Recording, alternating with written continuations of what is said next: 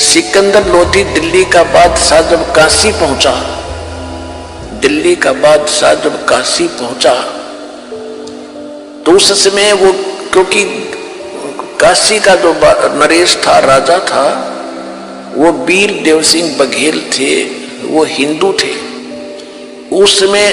और कबीर जी के वो जो है, कबीर जी की वो जो काजी मुल्ला शिकायत इसलिए नहीं करते थे कि वो कबीर जी को हिंदू मानते थे और हिंदू राजा कबीर, उस कबीर परमात्मा का शिष्य हो चुका था वो वीर देव सिंह बघेल।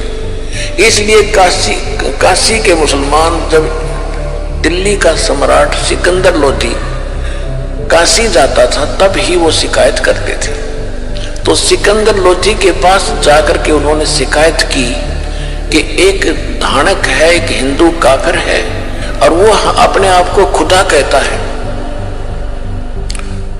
और हमारी सब क्रियाओं को विरस बताता है, मांस खाने वालों को पापी बताता है और स्वयं मांस नहीं खाता, वो खुद अपराधी है।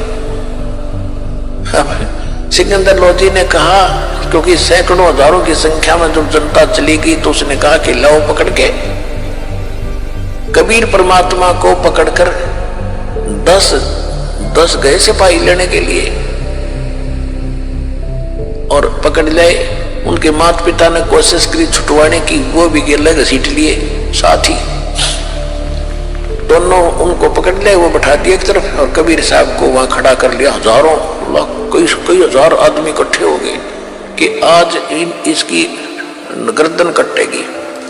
सिकंदर लोधी ने कहा कि तू अपने आप को खुदा कहता है या तू पैगंबर है? तो हमारे हजरत मोहम्मद जी ने एक गाय को कत्ल किया था, मारा था और उसको जीवित कर दिया था। हम यहाँ भरी सभा में एक गाय को कत्ल करेंगे और यदि तू जीवित कर लेगा तो कर देगा तो मान लेंगे तू अल्लाह का पैगंबर या अल्लाह की जात है, नहीं तो तेरी गर्दन या कत्ल कर दूंगा, कलम कर दूंगा। सिकंदर लोधी तलवार निकाल कर खड़ा हो गया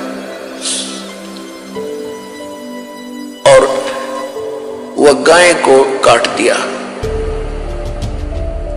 2 टुकड़े हो गए गाय के और बीच में गर्भ था उस गाय के, मां बच्चों के 4 टुकड़े हो गए।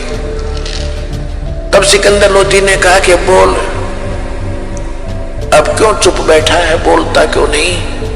अगर तू अल्लाह और अल्लाह की ताकत है तो कर, इसको जीवित कर, नहीं तो ये तेरी गर्दन काटूंगा। परमात्मा खड़े हुए और एक थपकी मारी, एक बार गाय के दोनों टुकड़ों के, एक बार मारी बच्चे के दोनों टुकड़ों के।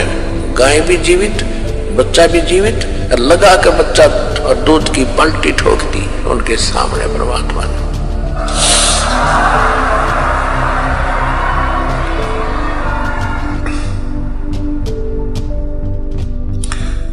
तो फिर क्या बोलते हैं, हम ही अलग अल्लाह हैं, कुतुब गोस और पीरे, गरीबदास खालक धनी, हमरा नाम कबीर।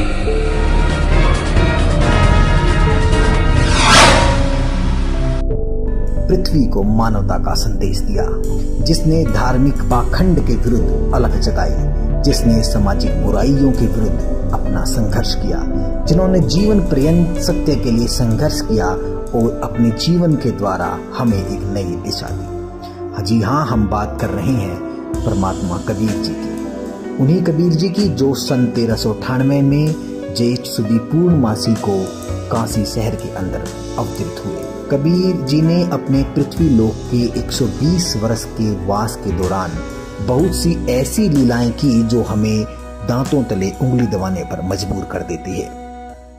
लेकिन तत्कालीन धर्मगुरु, जिनका आधार ही धार्मिक पाखंड था, उन्होंने उन कथाओं को, कबीर जी की उन लीलाओं को हम तक नहीं पहुंचने दिया। जी की उन जीवन लीलाओं को आम जनसाधारण तक पहुंचाया जाए, जिससे आम भक्त समाज कबीर जी की महानता से, उनकी समर्थता से परिचित हो सके। हम तरतीबार ढंग से कबीर जी की लीलाओं को एक एक करके आपके सामने प्रस्तुत करेंगे। आशा है कि आप कबीर जी के जीवन से जुड़े अनछुए अनजाने पहलुओं को देखकर गौरवान्वित महसूस करेंगे, आनंदित महसूस करेंगे।